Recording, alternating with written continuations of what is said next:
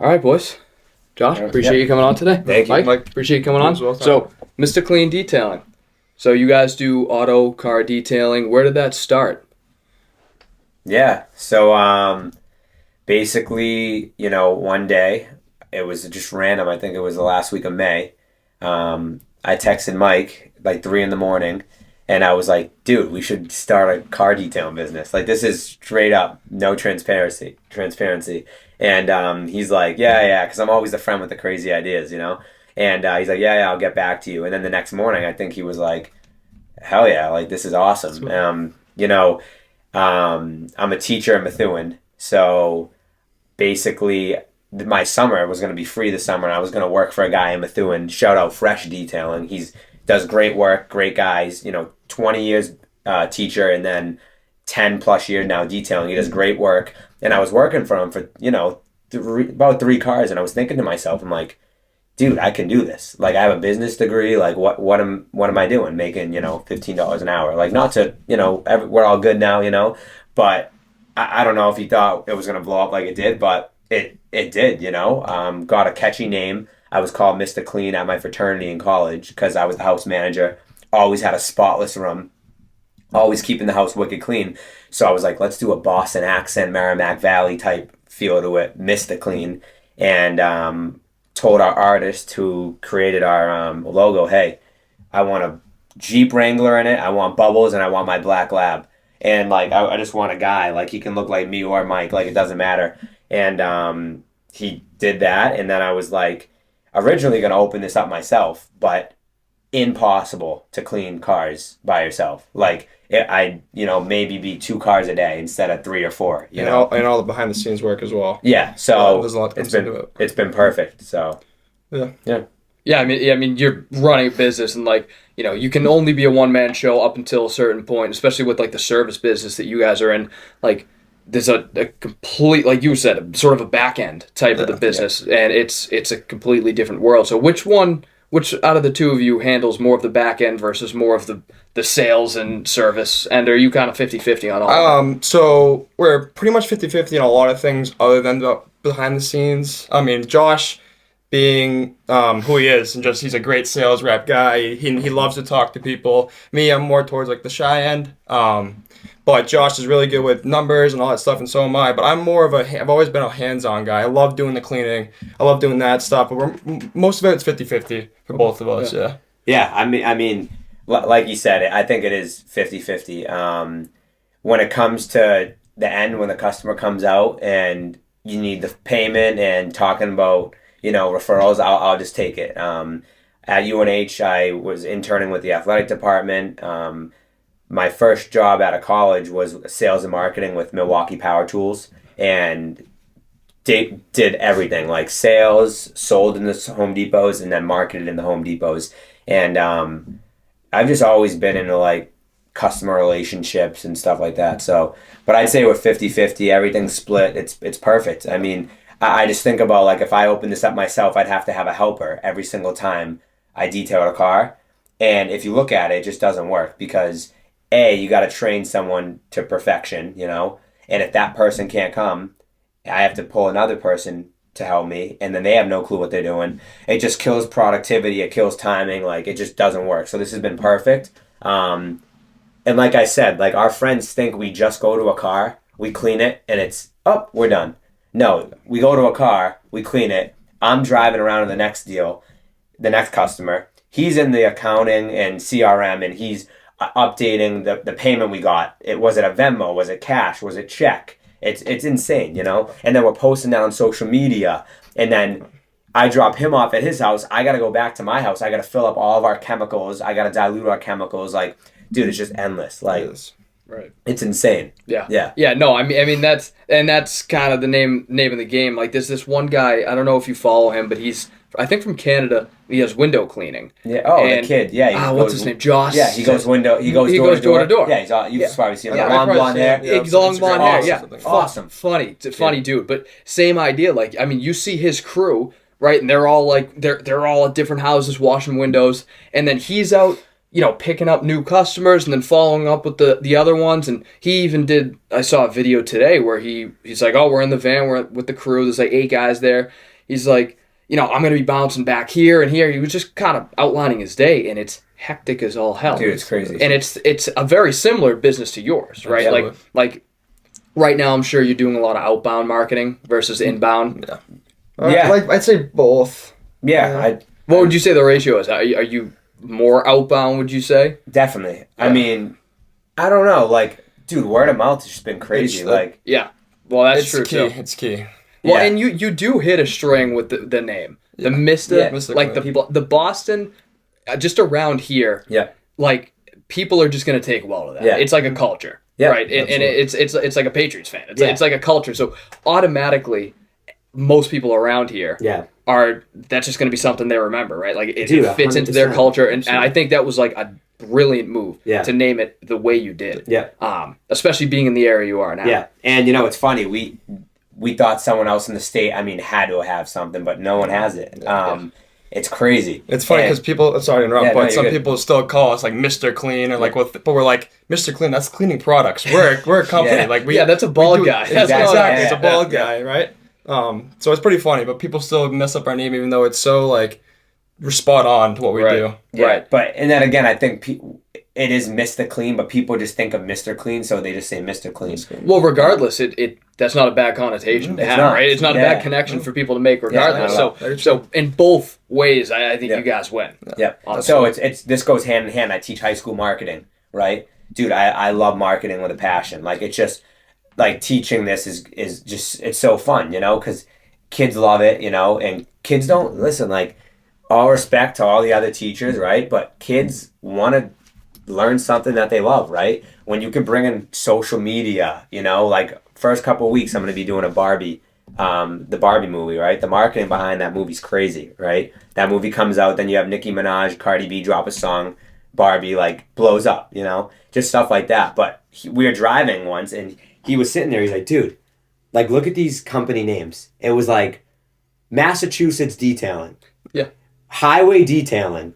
Mr. Smith's Auto Shop. Like CJ's Detail. Oh, I'm guessing who owns the company. Maybe CJ. Yeah, right? yeah. So, It's like, and I don't mean I'm like not throwing any other company down the wrong path, but it's like, dude, when you open this company, did you not think like, let's put a creative name, right? Like, no one wants your first name or last name and plumbing behind it. I don't know, Right. So no, I agree. The only time I see it I guess being a positive and being as broad as like Massachusetts probably isn't good, but if you did like Salem car detailing, I think it just optimizes for searches on the internet, right? Yeah, so if you look up like Salem, New Hampshire car detailing, it's gonna show up. You know what I mean? Yeah, absolutely. But that's a different kind of like outbound marketing strategy. That's hoping that people are gonna search it up and then go with the first one that shows up, because I mean the reality is if I live in Salem and I look up Salem car detailing and someone's name's Salem car detailing, it's gonna pop right up. But that's not creating that connection and that trust, and in the service business that's exactly what you need, is that connection with somebody, that trust with somebody. So that's why I like the name a lot. Yeah. Appreciate it, man. No, I love Thank you it. very much. Yeah. So what's your background? I know you mentioned that you were a teacher. Yeah. And so I guess we'll start with you. Like, Yeah. how do you become a teacher? Like, why'd you want to become a teacher? So, I mean, this is just, dude, this path, like, your head's going to be everywhere, right? And, I sit and laugh about it, but, so I'll just start. But anyway, grew up in Methuen, went to middle school in Methuen, went to Methuen High, athlete, involved, good student, always got along with everybody. Then I went to UNH. And I remember the first week, if this tells you anything about me, I get in. I still remember her. Dr. Kate Zambon was my communication professor. And I went up to her after the first day. I'm like, hey, when are we going to get into sports marketing and like sales stuff? And she's like, oh, no, like, honey, we're not getting into anything like that in this class. So I'm like, all right, so what should I do? She's like, you need to get an internship with UNH Athletics. I leave the class, not kidding. I get on my bike and I drive over to the UNH Athletic Department. This is my 4th day on the UNH campus. I go to the director of athletic communication at the University of New Hampshire. Mind you, 15,000 kids go there, 5,000 plus staff. I knock on the door. He's like, who's this dude? And I'm like, hey, I'm a freshman. I love sports. I can tell you every statistic about every sport. Like I give me a chance. He's like, all right, be back here tomorrow. It was a Friday. He's like, be back here tomorrow at 7 a.m.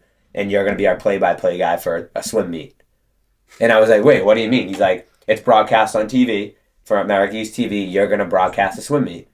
I'm like, what? He's like, you want this opportunity? Get back here. So I'm like, what the heck? So the next morning I show up, do 10 hours of swim. I've never watched a swim meet. Like, just absolutely, like, winging it and killed it, right? So then from there, he was like, down the road, you can get into the sports you love. Like, you'll be on ESPN in a couple of years. I'm like, all right. So sophomore year, then I started doing the men's soccer team, which I love soccer. Women's hockey, women's basketball, field hockey, lacrosse. And it was just awesome. And the men's soccer team ended up being top 10 in the country. So the games were on ESPN. I was broadcasting. I was loving it. COVID hit, lost the internship, and I graduate. And I saw a sales and marketing gig with Milwaukee Power Tools in Ryobi, same company. A lot of people don't know that. And I'm like, it's in Londonderry at that Home Depot. I'm like, this will be awesome. Like, I'm doing sales and marketing. I'm going to learn so much about it. And I did it for a year, and I'm like, I have no coworkers. My coworkers were the Home Depot employees, which, none of them went to college. I went to college. I was like, I just wanted like-minded people around me, and it was just that I never saw my boss, and it was just very dead end. So from there, I went to selling windows and siding. That didn't end. I went to selling medical devices. I was all over the place. I was like, well, all right, I got to figure this out. What do I want to do? So I was a sub teacher in Methuen while I went to UNH for breaks, and I'm like, I have a great personality about myself. I'm well liked in the community. Like, let me go back to teaching or subbing. So last November, coming up about a year now, I was a sub for 2 months, and then an 8th grade English teacher was going away on maternity leave. They were like, hey, let's see if you love it. Do you want to teach 8th grade English for January, February, March, April, May, June, 6-7 months? I'm like, yeah, of course. So I took it, loved it, right? I'm like, this is awesome.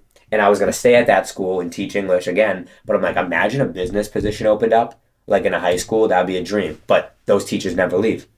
Lo and behold, the teacher I had in high school retired this year. So I'm like, oh my God. So I applied for that. And now this year will be my first year at the high school teaching accounting and marketing. Just absolutely dream job for me. I can coach if I want to. And then 3 months ago, we opened up this. So it's, I have summers off, a lot of breaks. It's perfect on the side. Right. So the funny thing I laugh about is, so many people do, countless. Some of my best friends, other colleagues, laugh. Even he can admit, dude, what are you doing? When are you going to hold a job, right? And, I could firmly say now, which I always thought I am, but, I'm more successful than most of my friends. I run a business. I'm a teacher. I'm helping out kids. I always knew it was going to work out. My mom was always like, it's going to work out for you. It's fine. People go to college, dude, and they think, oh, you have a 4-year degree in business? Yep, you're gonna go work at PwC in Boston. No, it doesn't work like that. Dude, it does not guarantee you a job. And this, we'll skip right into his situation right now, but it's crazy. 4-year nursing degree, you still got to apply and get a nursing job. You know what I mean? So college in the United States, so expensive. It's crazy. I learned a lot about myself, but it's and I need to go to college to be a teacher, which was perfect. But it's holy crap. I just got a communication and marketing degree, and it didn't help me keep a steady job, which you'd think would work, but it doesn't. Right. So that's the one thing I look back on and tell kids now, it's the high schoolers that I'm going to teach, hey, if you don't know what you want to do, don't go spending $50K a year at a college. Mm-hmm. It is the most dumb decision ever, right? You're going to be in debt, or you go the path, plumbing, HVAC, go make that money, all right? And then maybe down the road if you want to go back to school. Mm-hmm. So right now, though, I can confidently say, I'm so happy where I'm at. It's awesome. So hoping for the best. Yeah. Yeah. So that's awesome. Yeah. And you? And so Josh forgot to mention, but Josh and I have known each other since we were 3 years old. Yeah. Oh, really? We actually went to the same preschool. And then we... How'd I forget that? So him and I are both 24, and both of our brothers are 23. And I went to Central Catholic. I'm from one side of Methuen, he's from another side of Methuen. So we went to 2 different middle schools. And then I went to Central Catholic. My brother and his brother went to Methuen High.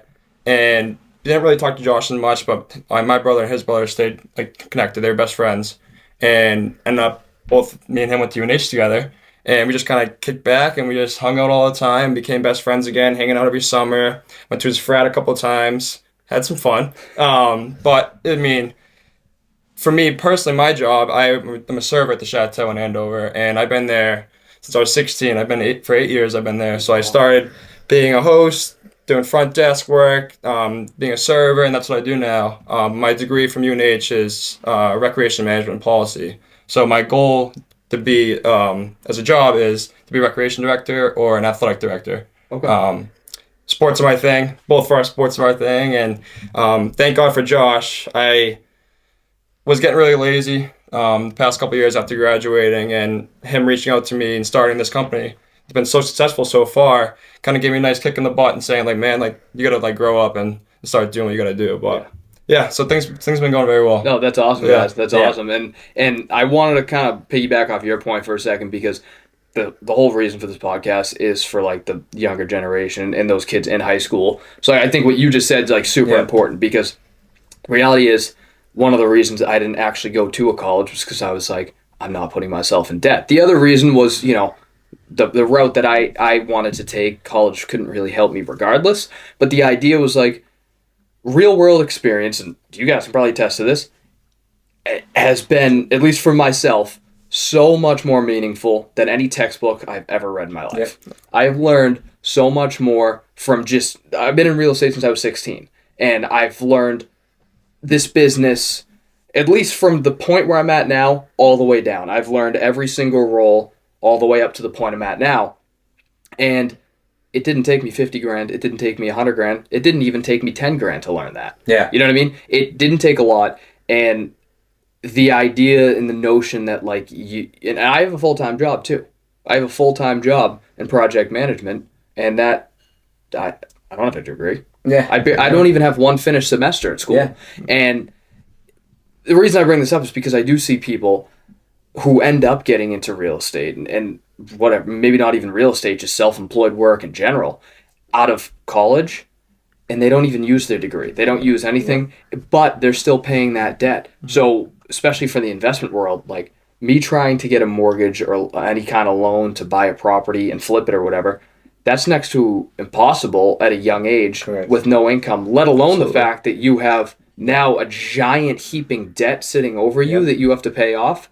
You start to wonder, I mean, way back in the day, and you brought up the trades, which is another topic I love to talk about. Yeah, the absolutely. trades are one of the best. The trades are the best industry to be in right now. They are. If you don't want to spend the money on college, get into the trades. I know so many kids who are my age making over 100 grand a year in the trades, working for like not even a large company, working for like a mom and pop shop, Paul the plumber, and they're even a bigger company. But even the smaller ones, these kids are making 100 grand a year starting. Yeah, and don't get me wrong, like it's not the most glamorous job, right? No, it's not. It sucks most of the time. Like my cousin's a plumber. exactly He's done great for himself. He has a lot of money saved up, but dude, I mean, he lives in Methuen. You know, he's down at the Cape. He's down Fall River. It's like the drives suck. You know. He also went to Merrimack for one semester and said, this isn't for me, and now he's making 100 grand as a plumber. That's what I mean. Right. The opportunity crazy. there is huge. And so, you know, my goal has always been like, I just want to set myself up to be 4 years ahead of everybody my age. So like, all right, when you guys are getting out of college, I'll have 4 years of real estate under my belt. What I didn't account for at the time, and now I'm starting to realize how much of a burden it is it's really closer to 10 or 12 years because of that massive debt that's sitting over you. And, you know, back to the point of the trades, right? 50, 60 years ago, that was the main source of most people's income, was some sort of trade job, some sort of labor job. And they were fairly paid. I mean, maybe underpaid to an extent, but there wasn't like that expectation to make 100 grand because you sit behind a desk and type away. And people were buying homes and starting their lives a lot earlier. It's next to impossible, and I see this now with people my age, right? Like, in maybe 20s, a fairly early age to buy your first house to move into. But 50 years ago, that was doable. That was more than doable. Now it's not. And now it's not. And you know, you can blame it on the college debt, which I think that has a lot to do with it too, because most kids our age have a shitload of debt. You know, there's a bunch of factors to play into it, but college definitely plays a part into it as well. And I think it's one of the biggest lies that we tell kids. And I'm not saying it's not necessary. Yeah. You want to be an attorney?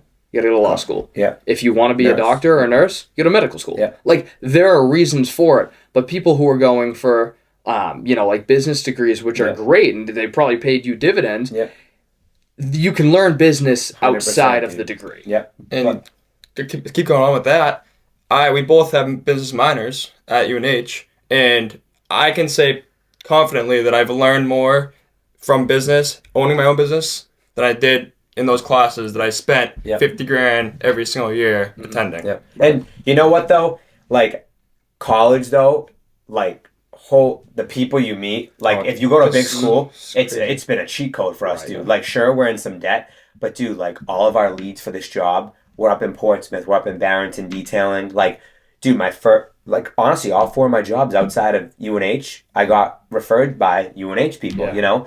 And just like now it's crazy. We have this whole pipeline of the seacoast we have controlled, like from Methuen, honestly, down to like Boston and then up to Portsmouth. You know what I mean? And all, like, I was in a fraternity. I ran the intramural soccer team. I was in the UNH athletic department interning. Like, dude, like if you ask him, he knew a lot of people there, but I knew like almost 2 times the amount he knew. It's crazy. Like, so that's one thing I will say. The networking it gave us is crazy. But if I look, I learned more outside of my real job, which stinks. You had to have the bachelor's to get into, than sitting in class. You know what I mean?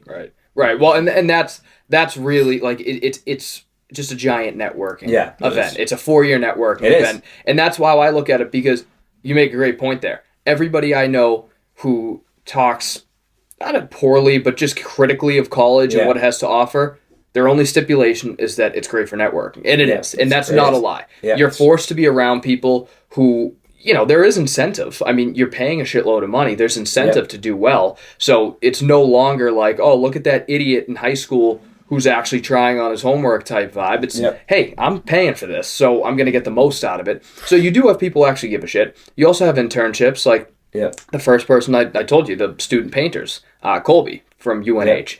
Like, that's an opportunity he got through UNH. Yeah. And he's making real money from it. You know what I mean? And real-time experience. So there's a need for it. But, long story short, I think that there's more opportunity. And that's exactly why I have people like you on, to show that there's more opportunity in this world than just being forced to kind of pay that money for a degree. Dude, I sit here and I'll say it 100,000 times this camera. Why aren't more people doing what we're doing? Mm-hmm. It is crazy, dude. And I look back, I'm like, oh my God. If, you know what it is? I think UNH, like I always had confidence. I think college builds confidence in you too, though. It depends how you take it or look at it. But I look back, I'm like, I wish I opened up this detailing business 3-4 years ago. 3-4 years ago, or maybe didn't go to college. But then I'm like, I didn't even have that business brain, Right. I think going to college really got me to like be like, all right, I want a future for myself, right? But dude, there's people, some of our friends, like, they're a little on what they want to do. Dude, we didn't take out a loan for this company. We invested a lot of money into it. And it was at time was like, oh crap, that's a lot, but we already made everything back. Mm-hmm. But I'm like, some of my friends, I'm like, dude, if you can get into car detailing, landscaping, take advantage of people's laziness.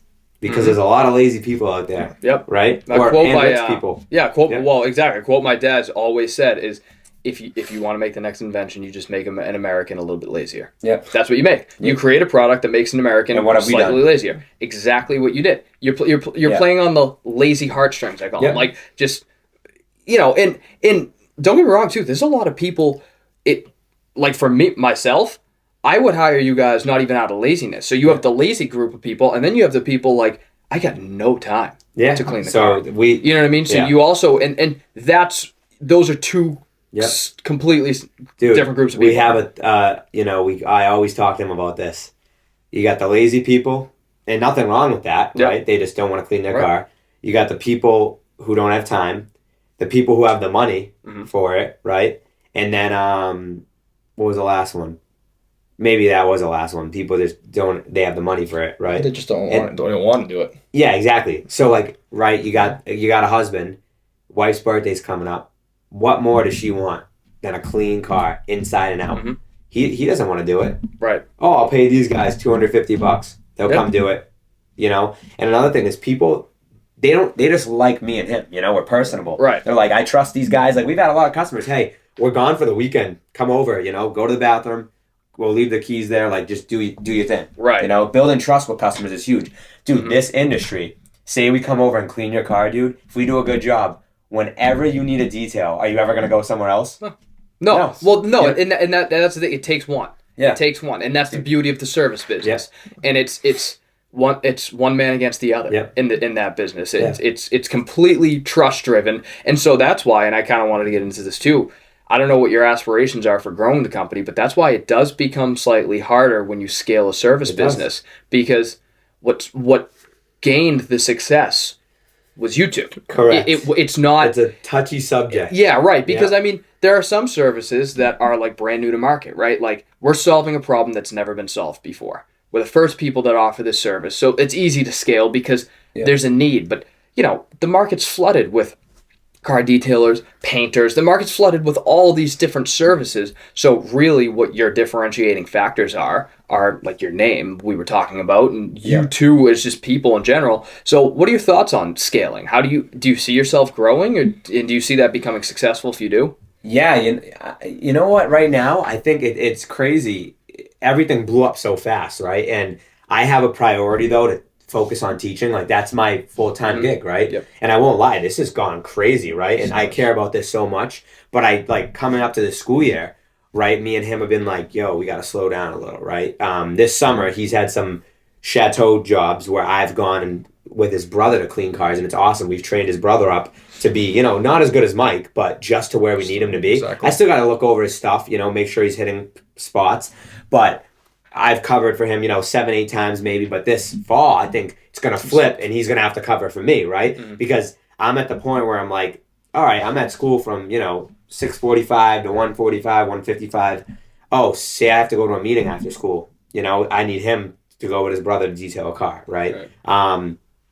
But we wanted to go to about early Thanksgiving, like right before Thanksgiving, slow down perfectly, and then take December and January and February to really buckle up and maybe think of some new ideas for the summer. But then in March, we want to start booking for, April, May, June, July. Like, next summer, I think is going to be insane for us. Like, this summer, I'm not going to lie, there's probably been times where we pushed back a little, like, hey, like, let's not get more cars this day, right? Yeah. When, I mean, it did blow up. Like, I mean, it's especially insane. Our plan of it originally was for it to be like a side thing. We have our own jobs, like we're doing good right now, and we just want it to be just a thing we could do on the side, maybe like on the weekends, or like say we had one person just wanting to go like 6 o'clock at night. Oh, we'll just take 2 hours of our time and just clean a car.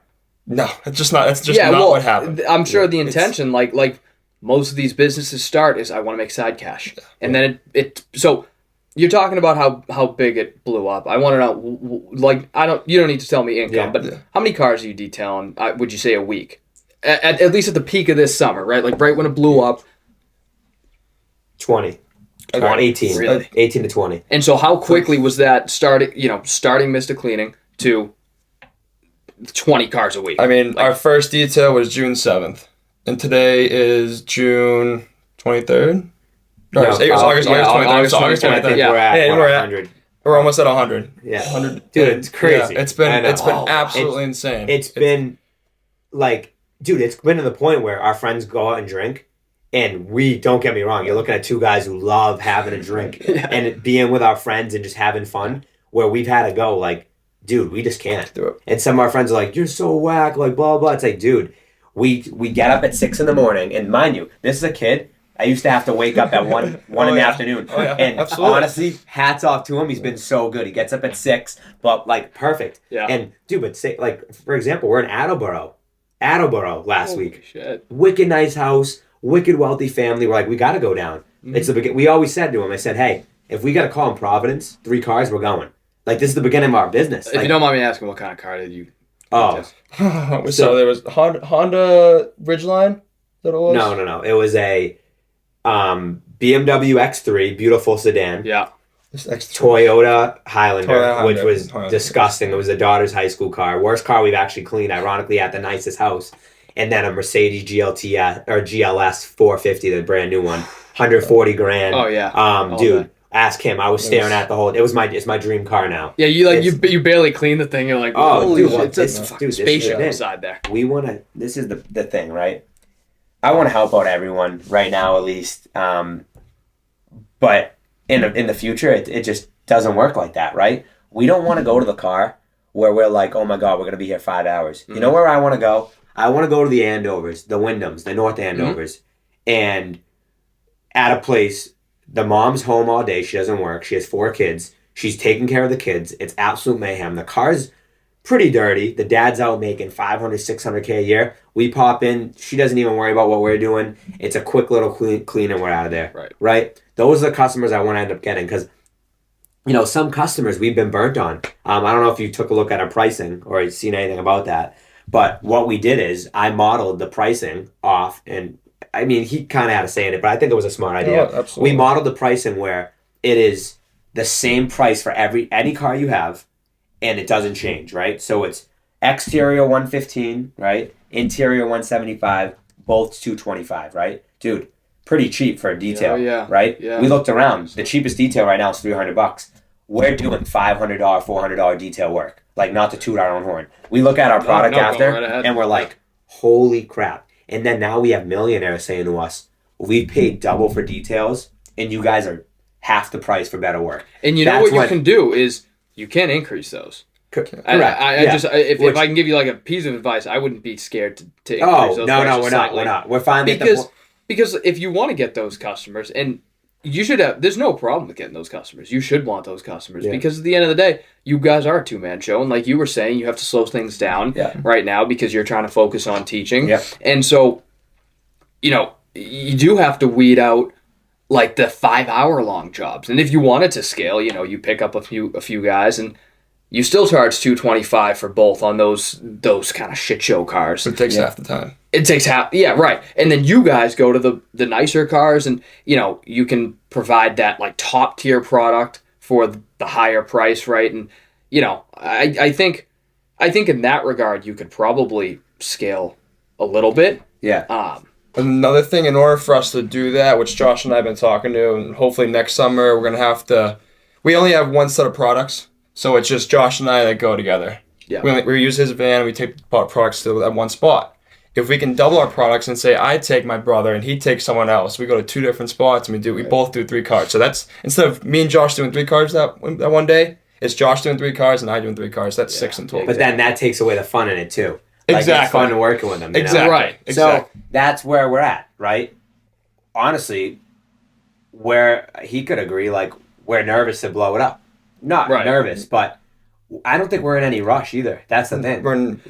And that's the thing too. You don't have to be. Yeah. Like there's some people like you guys started as a side gig, and that if you want to keep it where like you guys have fun, you make a shitload of money, you got a great sphere, you have the same repeating customers. Yeah. I mean that's the bet. Honestly, if you keep it like that, you never have to do a dime of marketing again. The same people come to you. You guys get to work with each other. That's perfect. I'm not gonna lie. We've really done no high tier marketing if you think of it, like word of mouth, social media, which has been huge. People love the aesthetic of the car cleaning. You know what I mean? Those like POV videos, rubber, and like our captions, we try to make a little funny. And dude, like you slap on and I'm bad like the Bobby. Like, dude, people are like watching 100%. Like, you know what I mean? They'll sit there like for 3 minutes and watch the same reel over and over again. It is crazy what social media has done. Like how accessible TikTok is and Instagram. Like people just sit there and scroll, and I'm a victim of it. Like he knows. Like I'm just I love my phone. Like, and that's been, you know what though, that's been huge for this business though too, dude. Like people text and I'm texting them back in 5 minutes. Right away. Yeah. So, but yeah, I think eventually, honestly, if I really look at it, what we want to do is, I think hire kids, that are in high school and train them, a couple good kids, and eventually we'd have to, maybe they just tag along with us, 2 kids, and we bang out 6 cars in a day. Yeah. Or he goes with someone, I go with someone. But then again, it's tough. There's a lot of different paths that we can take. Like, with dude, exactly. We have so many issues, right? Like not issues, just things to think about. And we got people, we've run this 3 months. People, sorry, I keep hitting the table. But people are like, oh, yo, you should hire people and get it going. It's like, dude, We gotta settle Yeah. down, you know? Like, it'll come. Yeah, So, no, I mean, you keep it at your own pace, and my idea, if you ever did want to, would be to do something similar to the student painters. Like, put yourself, because you're a teacher, and that's what you were even saying. Like, it's your dream job. You love it. You love, like, the idea of helping kids and everything. And so that could be a way where you find the work through the school. You give these kids opportunities. You find the right ones, and you teach them a little bit. Like, I know Central sent me letters before, like, hey, look, we're looking for opportunities where our kids can intern with you. And I'm not at the point where I feel like I can give enough value to an intern. Yeah. So I'm not going to do that to somebody. But for you guys, you run a service business, and you can show how you run this, how you market, how you deal with clients, how you manage the finances, how you manage your schedule. Like, those are things that you guys, I'm sure, have already mastered. Just doing 100 cars, it's pretty quick to master some of those things. And so if you ever wanted to, I'm sure that you could just position yourself in one of the schools in Methuen or in Central or UNH. Helping out kids that get in trouble out of school. That's what I mean. Like, things like that where you can, because I'm big on mission, right? I'll give you a little story. The property that I sold, I bought a duplex. I flipped one side, and I condoed it at the same time, and I sold each unit separately. And so my tenant at the time, they weren't I don't know what their financial position was, but I don't think it was like on the up and up, let's put it that way. And so I had the option to, end her lease and flip that unit, and I probably would have made another 20% or something on top of what I made on that property. I instead gave her the first right of refusal, gave her about a $20,000 discount on what her unit was worth to let her and her 3 kids and her husband purchase their unit. Now they're not renting, now they own an asset. And it just so happened her mother-in-law moved in the unit we flipped. And the reason I bring that up is because I took, a decent chunk off the table in terms of net profit, right? Like, I could have made a shit ton more, and it wouldn't have taken much. But the idea was that I can put my head on the pillow now knowing that there's a family of 5 that gets to sleep in what they call their own home. Mm-hmm. Correct. And, kind of what you were saying about helping kids and how that's the rewarding part. And so I'm big on finding ways to kind of mesh the two. How do we help kids, or people in general, but for you, how do we help kids? How do we give them opportunities? At the same time, how does it help me? How does it help me grow my business? Now, how can this all work where we make a 3-in-1, call it? And I think that's the way that most people become successful is when they have a mission that's worth more than the money. Yes. I mean, dude, what's awesome about us is, like, we make our own decisions. There's been families that we know are going through tough times, and we go to detail their car, and at the end we're like, yo, like, that was $100, not $300, like, or $225, or it's free. People love that, because, dude, at the end of the day, we're gonna go down somewhere else and make all this money. Right. Yeah. We're also not really dealing. It's like our product doesn't cost thousands or hundreds of thousands, or even like I don't know, like a lot. It doesn't cost a lot of money. Right. It's $100 that we can give up as long as we're giving a great product and our customers are happy. That's all we care about. Yeah. At the end of the day, it's all we care about. I mean, dude, when they come out at the end, like, and they look at their car, it's the best feeling. Of course, you get the chills. They just run straight through you. When you see them, they're like, "Oh my god, it looks like a brand new car." It's awesome. It's really really cool. It is awesome. No, that's great, and it's stuff like that I like to hear. Like just people actually being a little bit more than the finances. Correct. Behind it. I mean, dude, like, that's the thing. Like, our friends still they think it's all about the money, They're like, oh my god, you guys detail 100 cars, you're rich. It's like, dude, do you know anything about business? Like, I don't mean to be rude, but there's been people who know nothing about business 2 months in, and they're telling us, like, what to do, why you shouldn't do this, what you have to do with the money, or people, it's just crazy. It's like, no, we got this, Some people have gave us great ideas, though.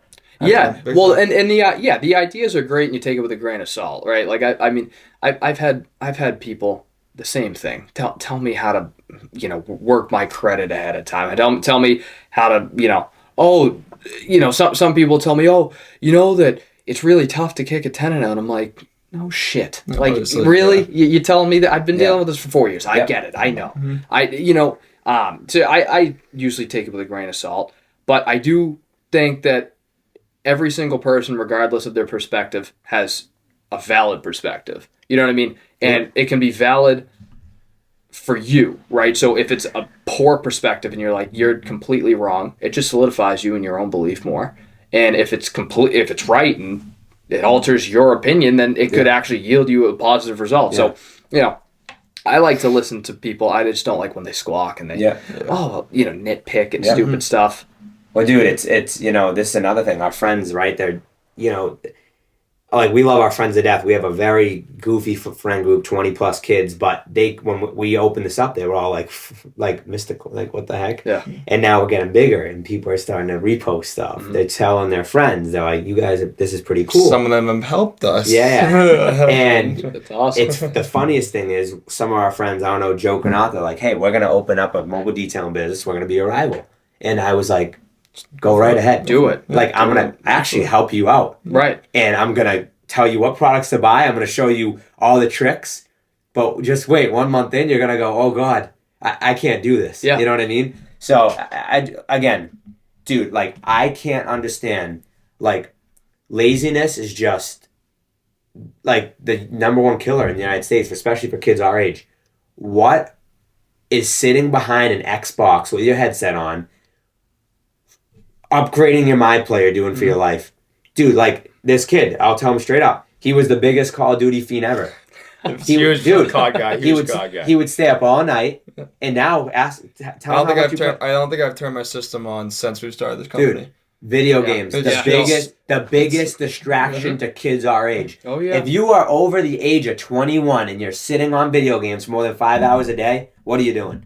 Oh, yeah. Like, I haven't played, I literally haven't played Xbox, with the exception the other day, and I'll explain to you why, in 3 years. Yeah. Completely cut it off. Yeah, and tell us. The only reason is because I've been on this, like, I've been dead set on, like, I want a barn dominium.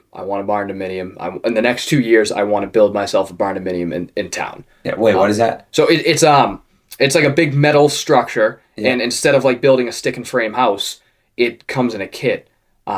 Oh, I know what you're talking about. Home Depot sells it? Well, I wouldn't buy it through Home Depot. Yeah. But the idea is just your loft housing is in the back, and it's like a 4,000 square foot garage. Yeah. Because I'm just huge on cars and boats and ATVs and stuff. So that's my dream. So I threw on Minecraft. I'm like, I'm going to build my dream house. And literally in 2 years, I'm like, I'm going to show an architect, this is what I want, make it. I know it's a Minecraft rendering, whatever. Yeah.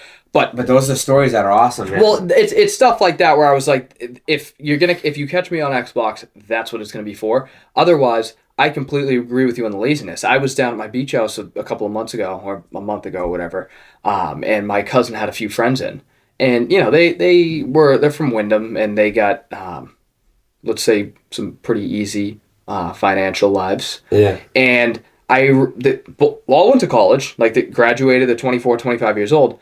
And one of them was like complaining. He's like, dude, I had to work 30 hours last week. He's like, I might have to work 40 hours. And I'm like, yeah. Are you complaining? Because if you ever hear me complaining about a 40-hour week, it's because I was dead for half of it, right? Like I mean, I work 18 hours a day at this point. So I have no respect for people, like you said, who are lazy, who sit on Xbox, who sit on their phones, who bitch that they can't do whatever it is that they want to do. Like you said, why aren't people starting these businesses? Dude, I mean, if you're our age and you're talking about the new skin you got on your Call of Duty gun, what the bleep are you doing? Oh, yeah. I mean, you sound like a loser. Uh-huh. You sound like a loser. Yep. How about we talk about the money you just made at your job, or the promotion you just got, or a business idea you have? Dude, like this day and age,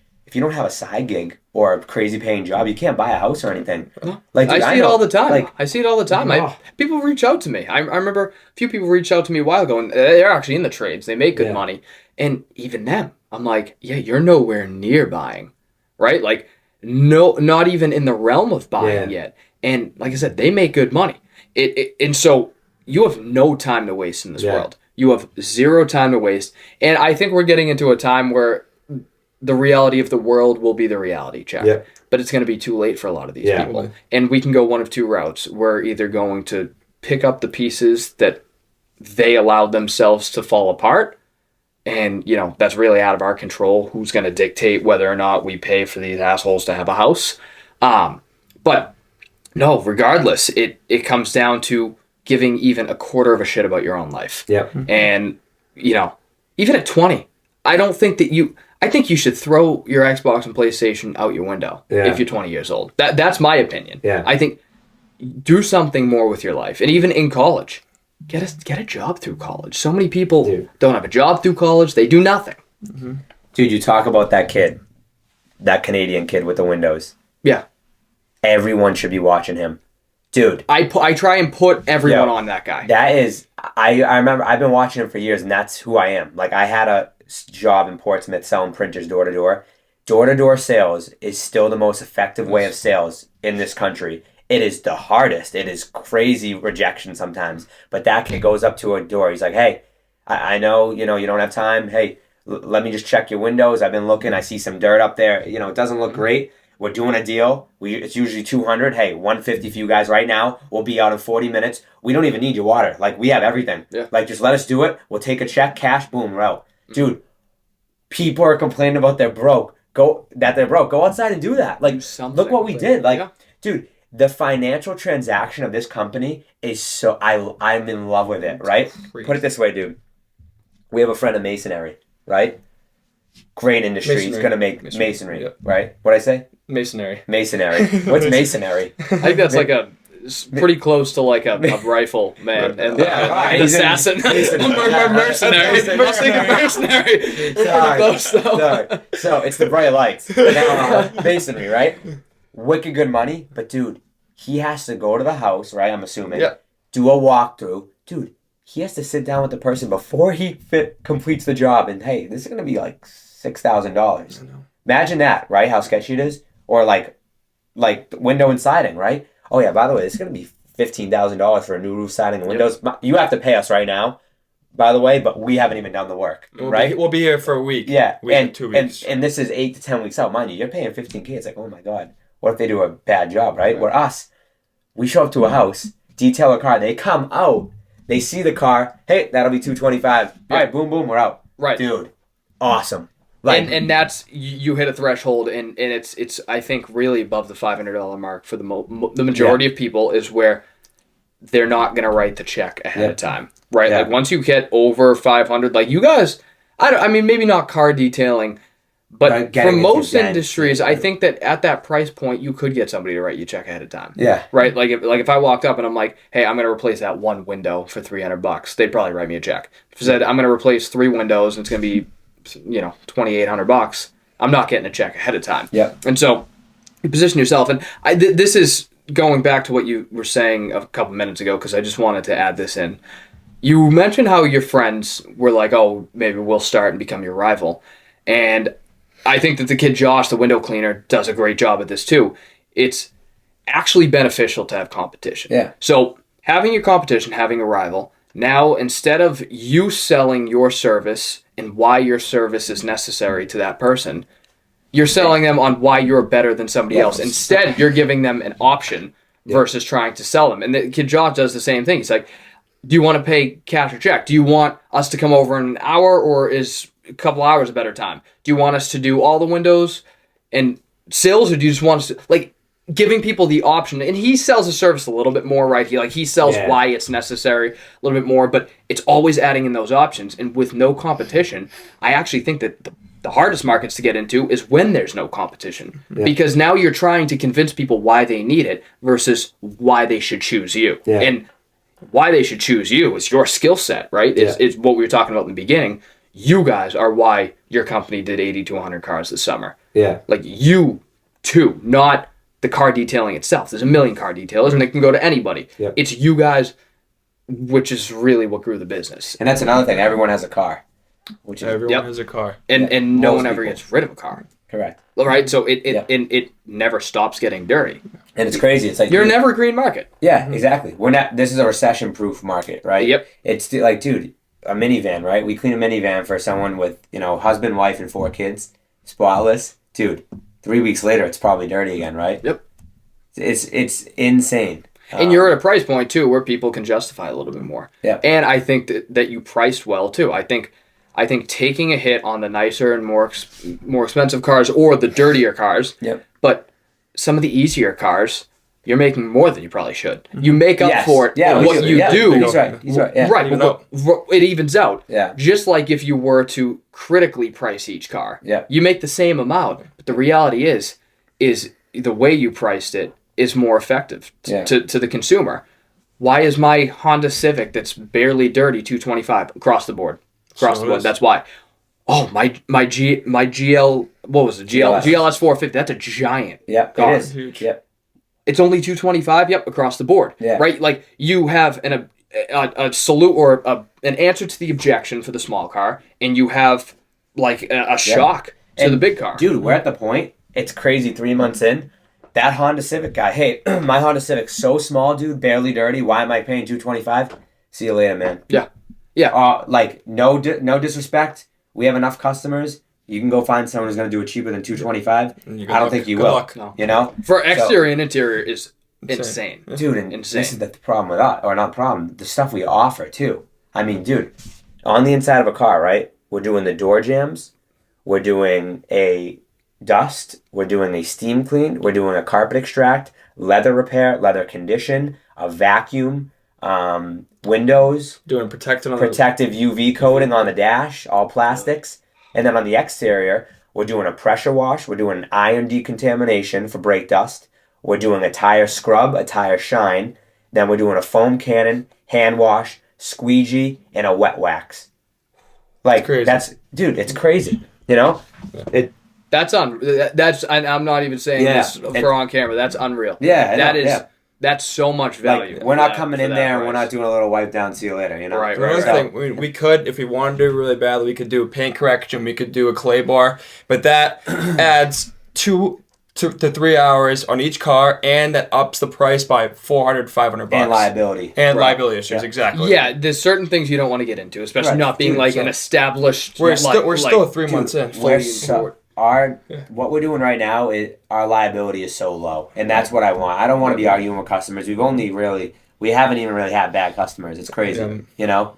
And it's like, to really mess up what we're doing, you have to be a complete idiot, you know. And there's been a couple of times. I mean, our windshields can't come off, but you know what? We're honest with the customer. Like, hey, we pressed down a little too hard on this windshield. It came off. She's like, yeah, don't worry, I got it. You know what I mean? Oh, that's like, you can. That's how easy it is to pop. Well. Basically, we're in Andover, and this is funny. It's our first customer that we don't know, right? Yeah. It's a mutual friend. Show up, wicked nice lady, clean this car to perfection. Mike has the one last outside window, back window, presses down on the back windshield, falls off. Come to find out. The windshield wiper. Like the back windshield wiper. Oh! Not the actual window. I thought you meant the windshield. That's a wiper. So he's like, dude, what the heck? And luckily, it was already rusted. And she goes, oh my God, I was waiting for it to fall off. Yeah. Oh, that's perfect. That was the only issue. I mean, what else? I mean, we broke a garage button, you know, because it fell and hit the cement. But, you know, you got to be honest with customers. This is just, dude, but those are so minor. Minor this items, industry, I'm never going to get to the point, to this point, but there's so many scummy car detailers, right? They have all these features and amenities they include, and they'll come and they'll just do a wipe down, dust, quick vacuum, and maybe like an outside spray, and they're out. And you know what? A lot of customers they're gonna cheese. They're gonna get. They're gonna pay them, and they're not gonna know the difference. Right. But we're gonna be like pretty much to the point 100 times. And we do the same thing on every single car. And don't get me wrong, we Every say single steam car, clean, but if we show up to your car and it doesn't need a steam clean, we're not going to put extra water into your car. Absolutely. You know? Absolutely. Like, I mean, you evaluate the car, and that goes again with your pricing structure. Yeah. Like if you were to evaluate and base your pricing ahead of time, you would go in and say, okay, it doesn't need a steam, so $25 off. You're right. Like you would have a pricing sheet, but you don't, and so that's why you're going to evaluate it after. Dude, and that's another thing. Like, you go to some of these car detailer websites, it's like a la carte, and you have to click plus on each thing you want. Like, dude, what millionaire has the time to do that? There's a reason they're calling you to detail the car. Yeah, yep. Exactly. It's like, we don't want to make it hard for people, right? Sure, there may be a disadvantage of that. Sure, there might have been an advantage. But like I said, the people who say, oh, like, I want my car detailed, we're like, yeah. And then they're like, how much? And we're like, $225 exterior, interior. They're like, that's a lot of money. We're like, it's like, this is, you don't know the industry, right? You know what I mean? And we don't mean to be rude, but some of our friends have been like, dude, you guys are way too expensive. And we're like, guess what? Our target audience and market is not our friends. Mhm. You know, and that's been hard for some of our friends. Yeah. I think they're like, wait, like, why can't you help us out? And we're like, dude, we need to make money too, you know? Right. And we give our friends a great discount, you know? Honestly, we've been burnt by a couple of our friends, to be honest. Like, still our best friends, but it's like, oh my God, that was a $500 detail with mold, and we just Right. gave them, you know. Yeah. Another thing we do too is we also have a friends and family discount. Mhm. So we do first time detail. Obviously, if for a friend or your family, it's $150. Yeah. And then after that, then we do the regular price. Or Yeah. and then so the other thing that Josh and I have been talking about is we want to increase the price next summer. But what we're gonna do is with existing customers, we're gonna keep the same price. New customers, Okay. we're gonna have them pay the new price. That's a great idea, and that's how subscriptions should should work, work. and sometimes they do. Yeah. That's exactly what you should do.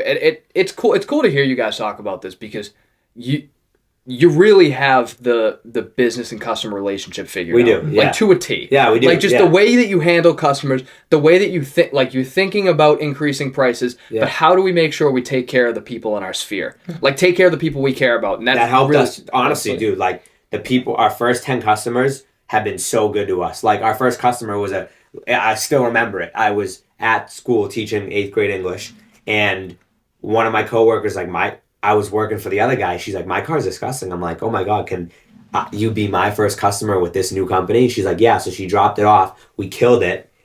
You know, and now we've added 3 amenities to the package that I can't wait to go back and detail her car, and it'll even look nicer. Yeah. And she just told everybody, you know? And now it's just like, dude, it's got to the point where like our friends love the social media. They think it's hilarious, like Mistah Clean, and they'll just tell people, you know?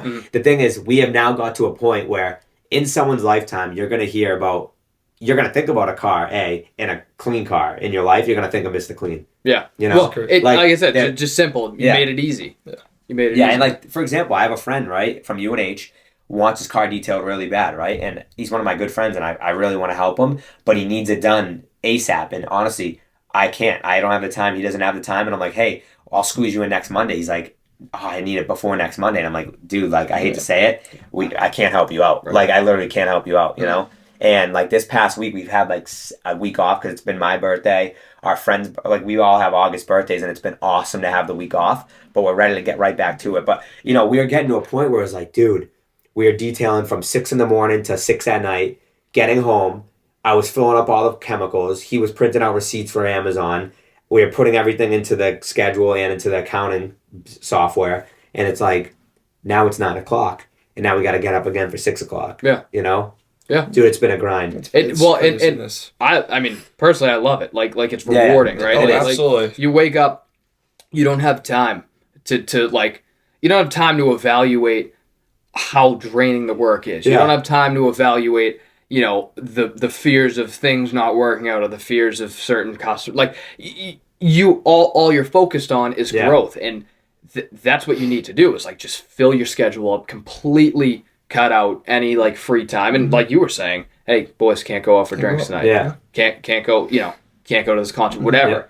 And like, who knows? Like you guys said, maybe you don't want to scale too much. Maybe you guys want to keep it at what it is. Yeah. And so you have the ability down the line to be able to, you know, enjoy that type of stuff. Yep.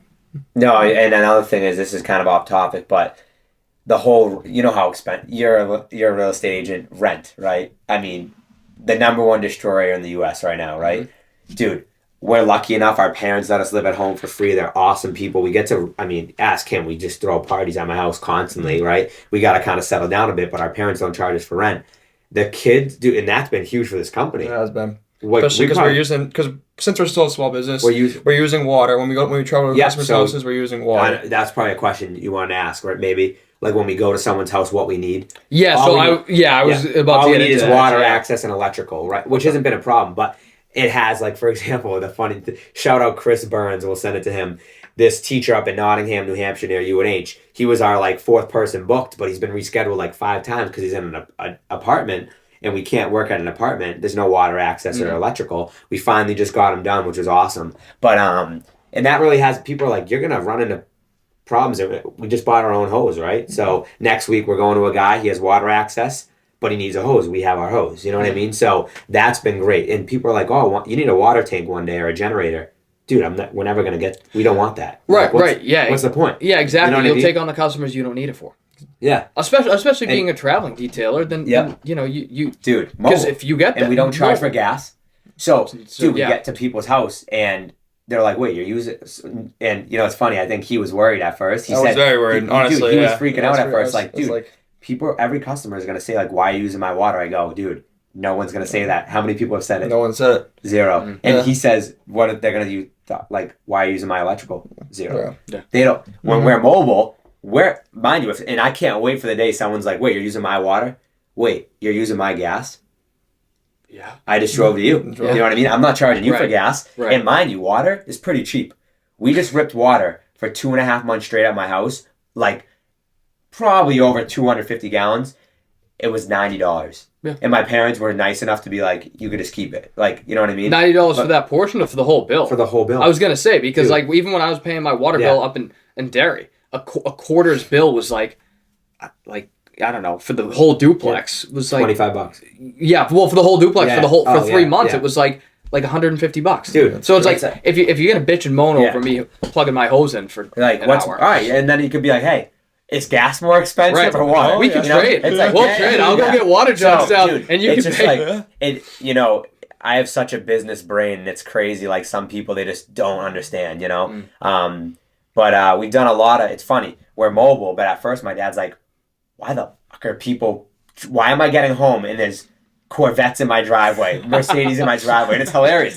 It's been true because people in Methuen, they're actually preferring to drop off at my house because they're close. It's weird. Then they need to find a ride, blah, blah, blah. Where the mobile thing is, now we've been real mobile. We've been like the majority, like Yeah. 90% at first. The first like month and a half, I'd say it was like 50-50 Yeah. mobile and non-mobile. Yeah. And now we're starting to branch out more. Yeah. And I'd say it's more like a 30 to 70. Okay. But I'm going to be honest, like, dude, that Attleboro detail, I mean, the tip was unreal. The money we made was unreal. And, dude, we got out. We left when it was dark, and we got out when it was dark, and it was that drives hell. Near Gillette. Awful. That's crazy. I was down there Dude. a couple months ago. Yeah, and, dude, the energy you get after you get paid, it's like, oh, my God. And we missed a bar night with our friends. Boo-hoo. Yeah. We just made $850. Right. Well, You know what I mean? Yeah, that's the thing. It's like it's if you're missing a bar night for $20, Yeah. it's like, that really Yeah, sucked. yeah. But like, you make a certain amount of money, you're like, Yeah. it's completely And, dude, fine. Don't get me wrong. Like, I have FOMO to the max. I love hanging out with my Yeah. friends. It's not even about the drinking. I just love hanging out with them. But now running this business, it's like, oh my God. It's a new purpose. It's a new Yeah. purpose. And you know what? The drive, this is how I feel about teaching. When I hear my alarm go off, I would sleep in if I want to. When I hear my alarm go off when running this company, it's like, oh my God, there's no boss that gets yelled at. If I don't show up to a customer's house, we get a bad review, right? And then teaching, it's like, oh my God, I hear that alarm go off. There's kids every day, they're going to school and they're looking for me. That's all they're going to school for. They want to see me. You know what I mean? Those are the 2 reasons waking up's awesome. Dude, when I was working for these sales firms, I didn't want to wake up. I didn't want to see my boss. Screw my boss. All they did was yell at me. They told me what to do. Yeah. Like, absolutely not. You know what I mean? Now running this, it's like, oh, I don't talk to a boss, but you take on more responsibility.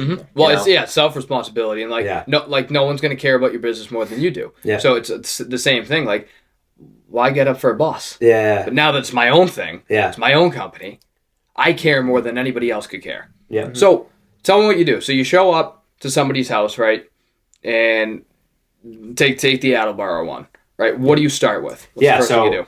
So we show up to Attleboro, right? I mean, we leave at 6. The detail's at 7. It was at 8. At 8, we leave at 7. Obviously, we got to rip the company card to a Dunkin's run, which is, dude, absolute game changer. Like, we could talk about that in later. LLC giving us that opportunity to get a business credit card with now 20,000 freaking max limit on it, dude. Holy crap. Like, It's and now in huge, 2 years, dude, as a real estate agent, we can use that credit for our own personal, loans. Or I'm pretty sure we can do that. But, dude, crazy, right? Like, yesterday just used it for my car repairs, which rightfully so. I mean, we've destroyed my van. You know what I mean? That's our company van. Yeah. Personal's our company So, and I have van, a short story about that. I have a Great Dane, and he didn't fit in any car. So I got a minivan, and it's been awesome. Like, I love the car. I wouldn't have drove it in high school, amazing. but dude, it's just awesome. And my friends they're like, you drive a wicked whack car. And I'm like, you have no job. It's like, it's like so, you know what I mean? It's like, I don't mean to it's like, yeah, right back exactly. at you. Yeah, Like, I don't get like, dude, that's the problem. People are more worried about what cars they're driving. Like, dude, down the road, now that we're in this business, like, dude, when I'm 40, 50, I want a wicked nice car. I can just picture myself in a nice car. Right now, like, dude, if you look at this kid's car, you puke. Yeah. Like, it is. It's like how people say mechanic never has tools. Yeah. I own a car detailing company, Yeah. co-own car detailing company. My car is disgusting. Yeah. Yeah. And Like- dude, you go in my van, people are like, damn, this is a nice, Yeah, wicked it's nice nice. van. You know what I Nice. mean? Yeah. But dude, like down the road, I can't wait to get like a Ford Bronco or something and pull up to a detail one in of my that, dreams. right? Yeah, but dude, I'm in honestly no rush at all. But we have friends, they want to get, the Audis, and they have the money for it, but then they're like, oh my God, I have a $400, $500 payment. Right. And what is this really doing for me? Right. You know what I mean?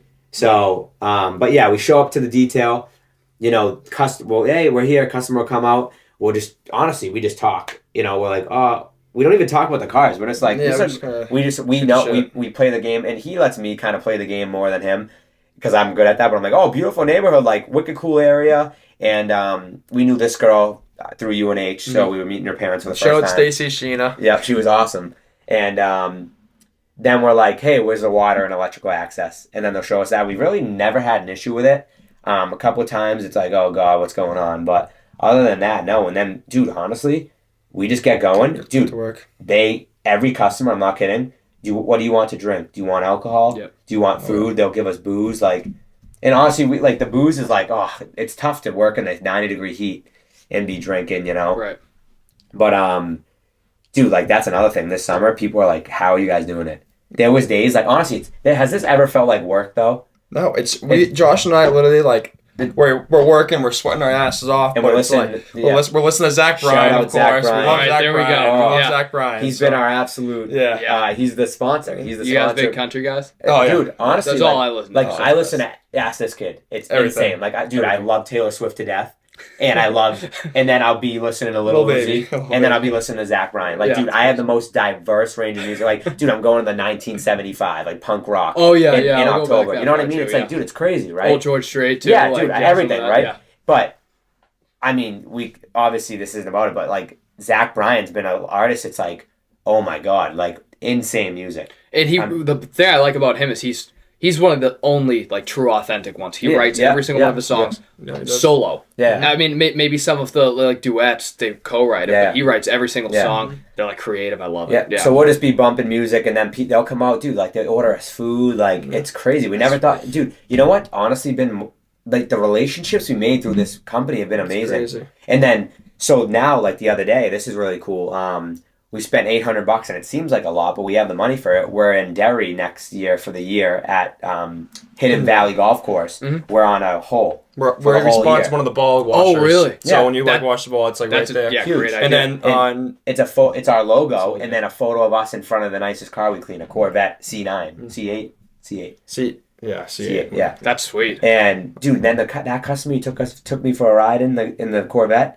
I mean, I never felt a feeling like that. 4 seconds, 0 to 89, crazy. 4 to 89. No, 0 to 89 in 4 seconds. Dude, I felt like I was gonna die. Crazy. Wow. Yeah, it's crazy. Yeah, that's and quick. that's a customer, dude. That's quick. Barely dirty. you Yeah. know? Well, yeah. They keep them clean. The detail that they want Yeah. is they want it meticulous. Like they just drove it off the lot. Absolutely. Correct. Yeah. And that's what we try to. But they always keep it clean anyway. Well, that's what I mean. everything, Yeah. They keep it. They keep it to they never let it get to a point where it's gross. It's Absolutely. just slightly Yeah. dusty. A lot of those Like, cars, they yeah. don't drive every single day. It's oh, wife, you want to go for a late night ride with the windows Yeah. down? Yeah. Yeah. Just Right. take Right. you out. Exactly. And it's funny, there are some customers that walk around the exterior at the end, and I'm not gonna lie, the exterior is so hard, dude. It's tough. We've There's had gonna be that. specs no matter what. Yeah. You have a 2005 truck, dude. It's not gonna look brand new. Yeah. I'm not a truck painter. So if you want to get a new paint coat, That's what I mean. there'll be no And specs. I always reassure customers, dude, just so you know, before we come, no dents. We don't fix dents. We barely do scratch removal. I'll help you out if I can. No ceramic coating. No paint correction. Mm-hmm. So that's another thing. But yeah, dude, the details, honestly, they're pretty smooth running. And like Josh and I, we still have like our everyday conversations. Yeah, we laugh like crazy. Our boss doesn't care what we do, so we still just joke. That's our joke. We just say our boss doesn't care. Oh yeah, okay. I was like, wait a second. Yeah. Like he'll pop a Zin pouch in. I'm like, don't do that right now. And dude, it's just funny. Like, and then we have like this thing where like at the end of the detail when we're done, we'll be like, and we'll just be screaming in the yard, and like the customers will be like, what the heck? It's just our thing. Like we're like, let's go. Like you know what I mean? Awesome. I don't know. You just have fun with it. We do. You have fun with it. And dude, it's got to the point where our friends love working for us. They have fun with it, you know. But it has got to a point where our friends kind of are like, they know they could pop in and make a quick buck, and we're like, dude, we kind of have to be your boss. You know what I mean? Like his brother, he was helping me out. I'm like, I'm bossing him around, but dude, that's I have to. You know what I mean? Like, if you're getting annoyed with it, no hard feelings. The second you drive on this site, like, it's I run the show here. And like, I'm not gonna lie, like, we're paying our helpers probably too much to help out. Yeah, it's crazy, you know. Like, and they're maybe there for 2 hours, you know. So that's why we have to boss them around, you know. And that's another thing is like, we're not all about the money.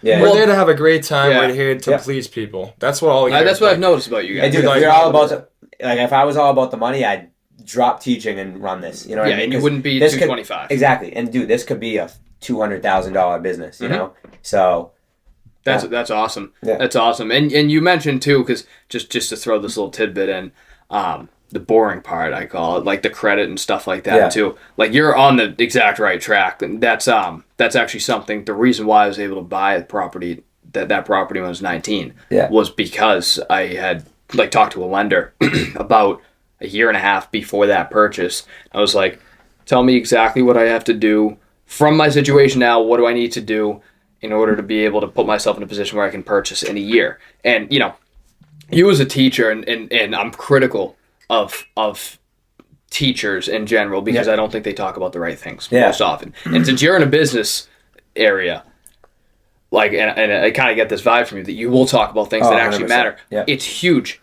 to be like. I was lucky to have a parent in lending. Like she runs an entire lending department at a bank, so I know what to ask for. Yeah. Right. Most people don't, and so I think like that's huge. Like you guys know. We open the credit card. 2 years of 1099 income. We'll be able to actually use that for a mortgage, right? And then you have your W-2 income as well. So like you guys will be set. Yeah. Not enough people understand that, right? And even the kids getting into real estate, they find out like, shit, I'm 1099. I can't buy a thing for 2 years. Yeah. Right? And it's not common knowledge. Yeah. Dude, I mean, you say about the teachers, dude, why are kids learning trigonometry? Why are kids learning calculus? Yep. Dude, I'll never understand it. Like, it's amazing, you know, that some kids can do high-level math like that, and people are passionate about it, but, dude, I'm not going to lie. In my real career, what if I maybe multiplied and added and subtract? Yeah. It's crazy. Oh, yeah. I mean, I've done, like, certain cuts with lumber, maybe. You know what I do? Is I just go on a Pythagorean theorem app or whatever, and I'm just like, yo, Pythagoras, they make him do it. It's like... I exactly what you said. Why are we spending all this time listening to some lecture about the 13 ways I can get to the same answer of this little angle of this triangle? That whatever 12 hours that we spent on that one lesson, I could have learned the entire process of credit. Like, why don't you have a math teacher class called Building Credit? Yep, exactly. Kids don't even know how to take out a loan after high school. No. They do loan, college loans, the wrong loans, and that everybody gets accepted for. Exactly. Yeah, exactly. I know. And they're not told what it does to their credit. That's why I'm so critical of just like the systems in general, and that's why I love listening to guys like you, especially like a teacher who has kind of the right idea with you know what he wants to teach because it's so critical, and that's like again why I do this right dude, here. Like I'm teaching marketing. I have a project this year, dude. These kids are literally gonna build a company. That's awesome. Like they can literally graduate and then be like, oh, I'm going to use this product to start the company. That's awesome. They can even help us out with our company. Well, that's what I mean. You find a win-win for everything. You know, I didn't get in, but I applied to Babson. Yeah. And, you know, because again, my mom wanted me to go to college. I tried humoring her. So I applied to Babson, and one of the interviews, or it wasn't an interview, it was one of their webinar things. That's what they do. as a freshman, you start and you start a company, you build a company, you put roles together, and you actually pitch it, you actually sell it, you actually raise capital. Like it's a real company. Ring Doorbell was a company that came out of Babson. The CEO of Home Depot, who had created a couple companies prior to, one of which blew up at Babson. Then he ended up, selling it, working over at Home Depot. But regardless, like that's a real life skill. Some of these kids might actually walk out and turn that into a $500,000 business in a few years. Like that is real life shit and something that's valuable. And like you providing that is so much more than the marketing test you're going to give them. I know. If you're even going to, you know what I mean? Who the hell knows? But, I know. Yeah. Yep. And that's his class that he's teaching isn't a class that students have to take. It's students that want to take it can take it. It's elective. Yeah. So and that's the luxury of having an elective class. Yeah. Right. Yeah. So, yeah. That's great. So what are your sorry about the debit and credit, right? Yeah. So we could talk about the LLC, right? So at first we're like, oh, we don't need the LLC, and then we're like, dude, the benefits you can get from this are insane, right? Sure, you're gonna have to report a lot. People, now the government knows you're a limited liability company. You can't really brush stuff under the table, but now we can. With that LLC, we got the EID, the employee identification number. Yep. Dude, that opens up our credit card and debit card, right? Like, dude, the first month, ask Mike how crazy it was. I was buying everything on my debit card, putting it in our Excel sheet. He would have to Venmo me. Sometimes he didn't Venmo me right away. It was like, dude, what the fuck are we doing? Right? It was a lot. And we're like, we got to get this business credit card. Shout out Enterprise Bank in Methuen. They're unreal. Our friend, one of our closest family friends, our friends, his mom is a head at the branch. She did everything for us. We have a debit card now and a credit card. Dude, it's Swipe City. Yeah. I'm the same with my Amex. I have an Amex Blue Cash business card. Yeah. The problem is the limit's way too high. Yeah. Like you put the limit too high and you're like, oh, fuck it. I'm just going to keep swiping. So, you know what? I'd say we... maybe recently we've been swiping a little more than often, but we've been fine, right? We're not idiots about it. No. Yeah. But like we said, like, dude, when Zach Bryan comes around again, we are swiping this card. And guess what that is? That's a business meeting. It is. Yeah. That's a write-off. It is. It's like, oh, we're going to go with one of our friends who's interested in, a couple details, Yeah. So yeah, well, that's what, exactly. Yeah, and then, dude, for example, there was a teacher who I had growing up and he drowned a while, like 10 years ago. And we just did there was a fundraiser for him 13 years now, and we just sponsored a hole. And we were a t-shirt sponsor. What was that? 4 days ago now? On Monday. Yep. All right, so I lost track of the days. And so we sponsored that, and that's all a write-off, So that's the one thing we're a little gray about, the writing off, but that's not until April, and I'm sure it'll be easy. Yeah, no, I mean, you'd be amazed at the amount of business meetings I have. Yeah. Unreal. Like, I'm going to Canada. Yeah. Tomorrow or Friday or whatever. There's a huge business meeting. Yeah. Going on up in Canada. You know what I mean? And are you flying there? No, I'm driving. Yeah. But how do you write that off? Have you done this before? Yeah, I'll just do. Oh, dude, every year I have my CPA does most of so should we hire someone? That's what I hire an accountant. Yeah. And how much is that roughly?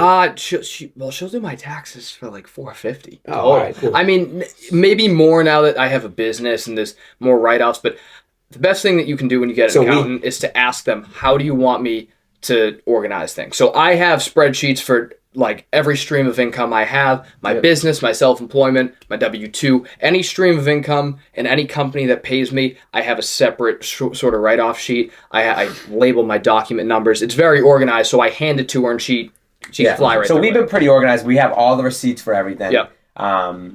We have every single transaction or expense documented. That's the big thing. We might have to hire someone. No, you'll definitely need to. But like, don't do TurboTax. The first year with the LLC. Yeah. The first year with the LLC, like I think we get a lot written off or something. Yeah, you would talk to her, or whoever you go with. But an accountant's a must-have. W-2, whatever, you have like typical standard deductions. But when you get into business, and I know a lot about accounting because I've just had to spend my life. Like I've had to just pretty much figure every single expense, and like I have estimations on what I'm going to pay and things. Meal write-offs are what now? 50%. 50%. Gas write-offs. I think we're at 62.5 cents a mile now. Yeah. Yeah, so there's certain things that you which can we're and can't mobile, write so off. I mean, we're probably gonna get a big check check. for that. Oh, Absolutely. absolutely. 100%. Like if you keep all your well, you can do straight fuel. You can do car payments. I mean, we haven't however- kept the receipts, but we just keep how many miles. How many we miles? went. Well, that's what you need to do. Yeah. Those shirts right there, those are write-offs. The hats are write-offs. Yeah. Like what I learned this year though is if it doesn't have your logo on, it's not a write-off. I thought if I bought a suit, it would be. Yeah. It's not. I guess it has to be a. Yeah. Oh, interesting. But it's just stuff like that, and You gotta that's put huge. You gotta put the name right there. on I'm the going to. I'm going to order. I got this, and then I got a different company. So I'm like, yeah, it's a Yeah. lot of different. But yeah. What I was going to ask you was like, what are you guys'? I love asking people this. What are your 1, 3, 5, and 10-year goals? I gotta think about that first. So next summer, Yep. I'd say what we're doing now. We're gonna keep this. See what that- yeah. I'd love to do 100 cars again. Yep. Maybe at an increased price. 3 years. I'd honestly. Hopefully have at least a couple more employees. I'd say. Yeah. I honestly. That's 3 years. I'd Yeah. say Yep. 3, Maybe, yeah, dude. I maybe mean, one or so two. you said 1, 3, and 10. 1, 3, 5, and 10. Yeah, I mean, I'd say even at 3, still us. I don't know. You know, I have no clue. It's something that we really like. Not even. I'm not even saying the business though. Like you're just your lives. Like in Oh, general. yeah. 1, 3, 5, and 10 Okay. years. Like where do you see yourself in 1 year? Like so, I'm gonna Yeah. ask you first, and then you. Okay. Like where do you Oh, see yeah, yourself so- in 1 Yeah, year? for me, one year it's like living at home still, saving money because dude, I have like 16,000 saved up in a separate phone with my girlfriend, and dude, that's not even a lot of money for a house anymore. Oh, not Like, yeah. My cousin. I mean, I'll show you straight. It's not. Yeah. My cousin and his best friend, like he just got a house in Londonderry, a condo, and he was like, holy dude, I thought I had a lot of money. Like, oh my god, it's Yeah. crazy. Yep. And then 3 years, I definitely want a place. Yeah. Either something owned. Like I'm not renting. That's Yeah, just don't buy, you know, yeah. I'm buying. Hopefully something crashes, right? 5 years from now, like hopefully deep into like the teaching career. The problem is like I have a passion. I was a big soccer player in high school. I played a lot of club soccer. I just got done coaching the varsity soccer team for the summer at Methuen, and I got offered a position to coach this fall, but I had to decline it for the freshman team Right. because I just like I'm not going to take a $1,500 stipend when I can make, you know, another $5K this fall doing this, Yeah, right? exactly. Yeah. So honestly, the 5-year goal would be maybe him taking over the fall, most of the fall, so I can coach, or us just completely automated. Someone else is doing it. Which that's the problem, though, man. You think about, like you said, we built this, me and him. No person we hire is going to match us. well, you don't is it- hire them. Well, You include them. That's Include them. that's Yeah. how you continue. Yeah. Is you find the right personality and you don't put them on base. You put them on commissioner. You put them on like Yeah. part ownership. That's how you grow. Yeah. That's really you put your laborers in place, but you have Yeah. a lead on every job. yeah. Yeah, I know, it's interesting, but it's like, yeah, well, we created, like, even, I'm not even talking just cleaning the cars, the personality, like, that's huge to me. Like, when someone, like, for example, his brother shows up to the job site, he's not talking to the customer or being warm and bubbly. He's not even speaking, really. And I'd like for him to start talking, you know? Yeah. Because when me and him are there, we just get into, like, the craziest conversations with the customer. Like, oh, you know that guy? Oh, my God. I remember I met Johnny at the bar that one night. Like, that's your cousin? That's your uncle's cousin? It's like, dude, That's it's another sick. thing about our company and our detailing. Yeah, dude, I the rabbit think hole. every single car we've done, either us or the customer says it's such a small world. Yeah. Every single time. Well, Someone even knows when you guys someone. got here today. I mean, yeah. What was that, like 8 or 9 people? Yeah, that we well, both know? yeah, it's crazy. Yeah. Yeah. And you know this area, you know. Yeah, I a mean, lot of we're people- town over, but still, Yeah. I mean, you guys are 4 years older than me. So, Yeah, like, the exactly. fact that we know a lot of the same Yeah. people, yeah. So, Yep. so what about 10? 10. Yeah, 10. I know that's a ways away. Yeah, out, so but- 10, 34. Oh, Oh, my I mean, God. I'd like to have kids by then. Yeah. It's funny. I don't even think about kids right now. I'd like to be married by then. I don't even think about kids or marriage right now. Yeah. Like my girlfriend would be like, "That's why." Like, I don't even think about marriage. I'm like, I just don't. Like, Yeah. sure, I would love to marry you, but I just don't think about it. You know what I Yeah, mean? right. I gotta get everything in check right now. Like, dude, Agreed. this housing and condo, like houses and condos right now, I still can't believe how expensive they are. Like, dude, people, like, I think this is hilarious. Like, the friends that can't stomach living at home for a year because they hate their parents. Your parents aren't that bad. Yeah. Live at home, rent free for a year. Yep. And then go live at an apartment if you want. But dude, I have friends that are making $70K out of college. Dude, they're paying $2,000 a month down in Boston because they want to live the party life still. They're going out to the top clubs in Boston, buying tables, going to the best EDM shows like they're millionaires. I don't know how you do that with 70 Dude, grand a year. it's either. crazy. I have You know what I no mean? idea. Yeah. You're basically going down to 40 grand a year, you know? Right. Where me teaching, I'm making about 60K a year, and then this another right now 10K a year, you know? Yeah. It's like, and I'm living at home. We still have our fun, you know what I Yeah. mean? Oh yeah. But So, yeah, No, absolutely. And all right, so you. I'd say a year. Hopefully they'll find a job within my degree from UNH or teaching. or Josh and I have been talking for a while, and My goal for him is I personally think, like, dude, the only way you'll find out if you want to be a teacher is you start subbing, right? And subbing, they hire you no matter what, right? And it's such an easy job. And dude, Methuen's paying $180 a day to sub. Whew. Do you know how crazy that is, dude? Really? Dude, you don't grade. All you're there is to just basically make sure You're that a babysitter. You're a babysitter, You could right? you could run an automated business from there. Correct. And you know what? That's the thing. You get into the subbing, right? That's what I did. And then they said, you want a long-term sub, right? So that was like, all right, now I have to grade. But say, I'm saying to him, right? Say he got into the subbing, right? He liked it. Then they're like, hey, you want a long-term sub, Jim? The golden job. The golden job. The easiest freaking thing in the world. And you got paid the same amount as a regular teacher. And then boom, like that's you're in. I don't know. And And like, think about this. I mean, with his degree, recreation management, he could find a job probably with lax summers off. Yeah. But this company is one of our number one priorities. Him getting a full-time job all year, it'll never work unless he wants to drop this. Unless he wants to drop this company. But we said, like, hey, tomorrow if he wakes up and he's like, I'm done with Mr. Clean, he doesn't get anything. Right. You know what I mean? We signed.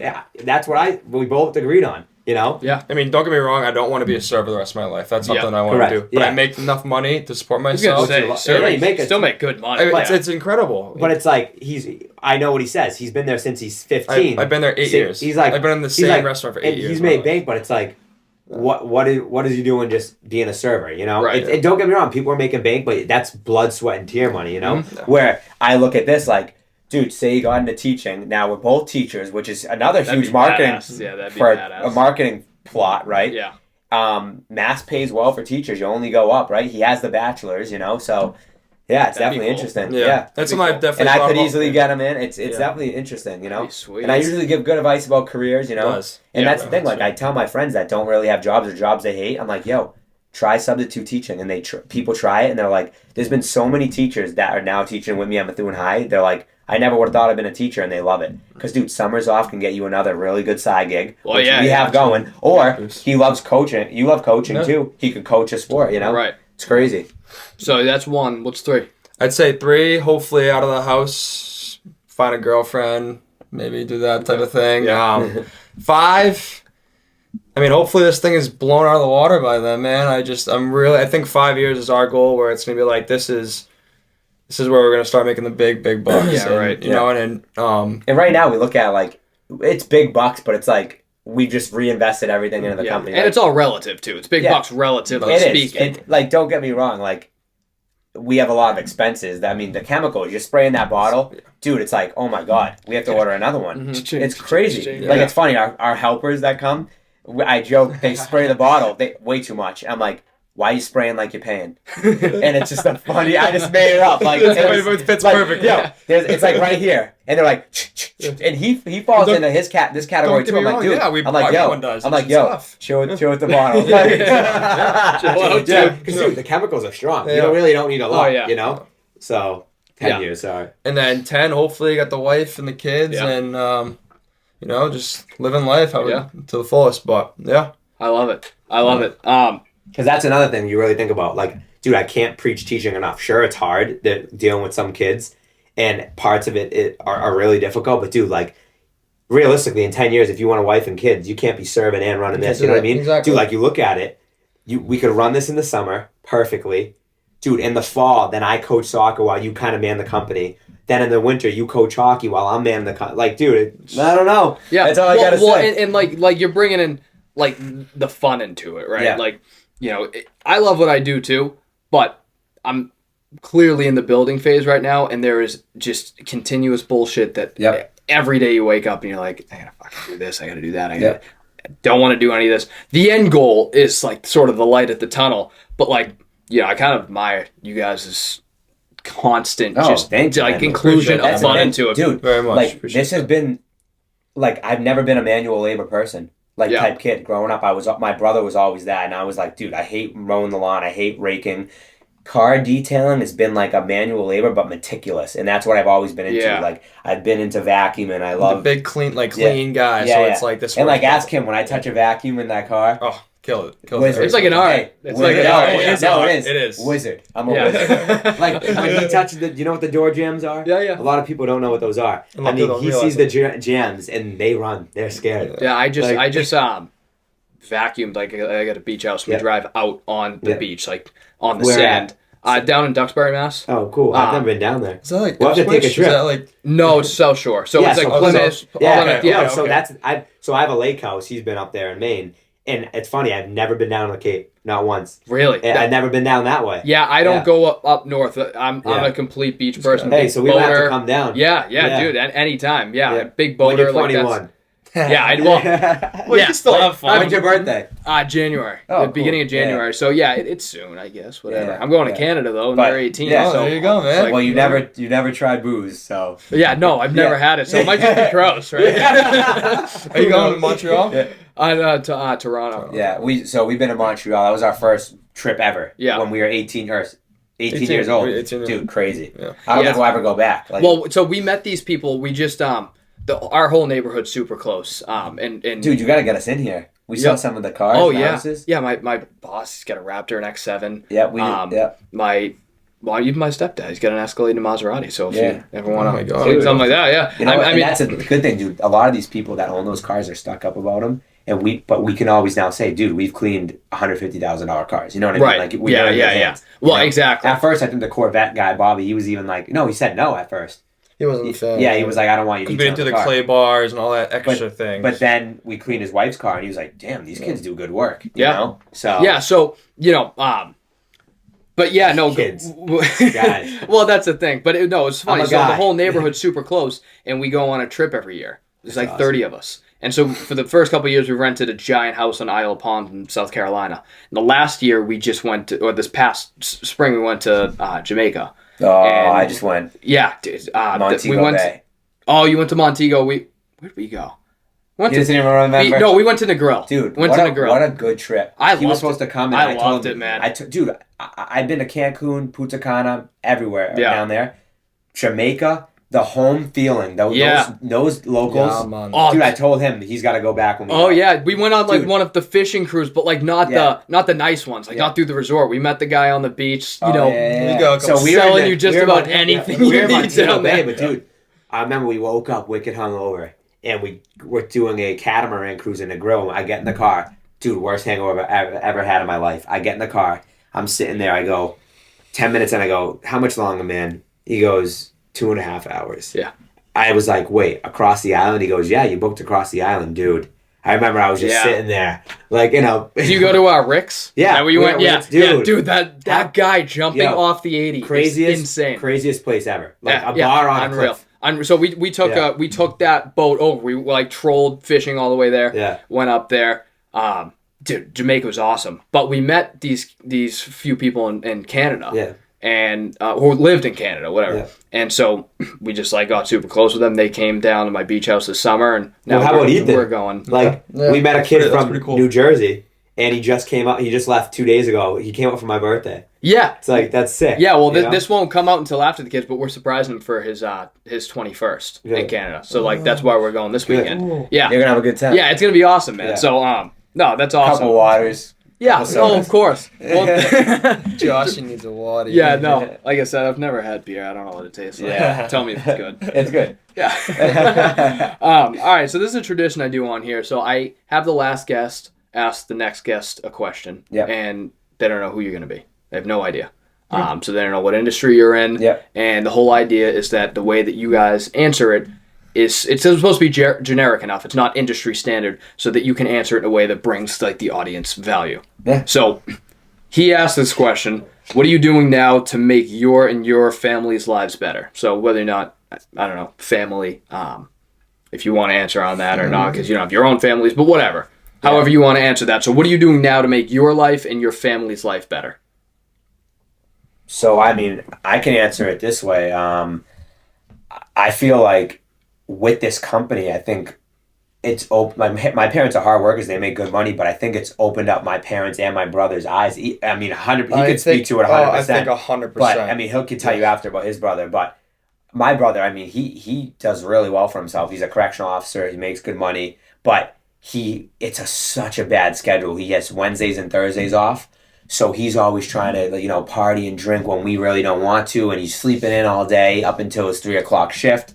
And I think maybe with this, he's been like, wow, like these kids are like, why they're getting up early and working all day. Like, why can't I? And then my parents, my dad's the chief of probation and law. My mom's the DCF worker in Haverhill. They don't really know business well. They've omitted it, and I think it's really cool talking to them about the business. You know, they think it's really cool that I've like just taken this and ran.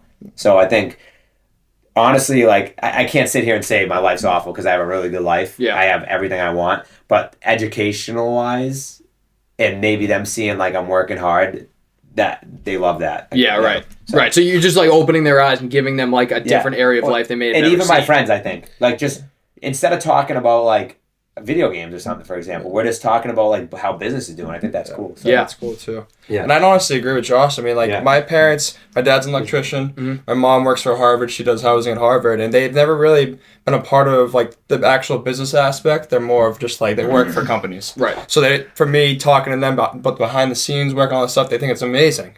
And my brother, I love you, Pat. You're awesome, but he doesn't have a job. Yeah. So Josh and I took the sacrifice, and we're like, Pat, like man, like. We'd love to help you out. And it's funny, at first we were like, no. Yeah, we were like, I don't know. He just doesn't have that worth ethic that Josh and I have. But he's willing to help us. And it's been amazing. And I think over time, he'll really start to realize that, like, in order to, like, live a good life, you, like, have to work. Like, you have to work. Yeah, there's no Not just option. work. There's no option.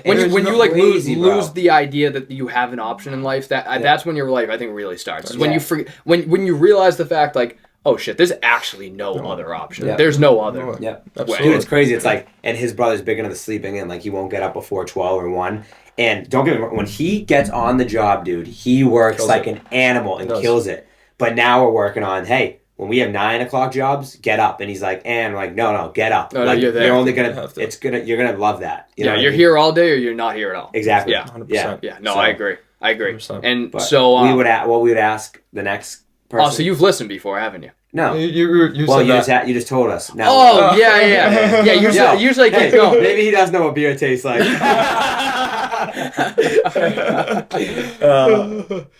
So,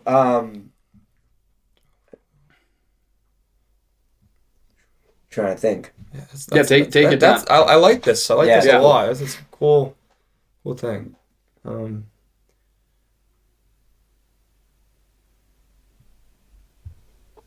What does beer taste like? Because Tyler can't tell us. Yeah, I have no idea. Yeah. I'm waiting for someone to tell me. All right, I got a good one. If you want to roll with it, or you got one? I'd be making up another one. All right, I have one. Okay. But like for this next person, what separates you in like your drive? Like what separates your hard work and drive? Yeah. In what is in your related field, or any just Or just in your industry, what separates you in your industry? Yeah, what separates you from everybody else? Yeah. Like because for you guys, it's your personalities. Yeah, exactly. Like that's what separates you. Yep. I love it. Okay.